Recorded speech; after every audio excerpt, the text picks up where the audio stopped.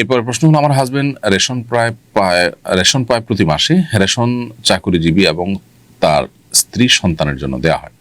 আমার শাশুড়ি বলেছেন কিছু রেশন ওনাকে দিতে, এরপর থেকে অর্ধেক আমরা রেখে বাকি অর্ধেক তাকে দেই।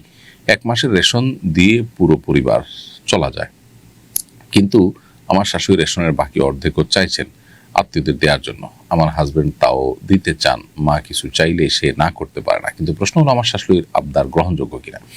মা হিসেবে সন্তানের কাছে চাইতেই পারেন, যদি মা মনে করেন যে সন্তানের এটা ছাড়াও চলে, তাহলে সেক্ষেত্রে যেহেতু অন্য আত্মীয়দেরকে দিতে চাইতেছেন, তার মানে এটা একরকম দানের সব পাওয়ার ব্যাপার।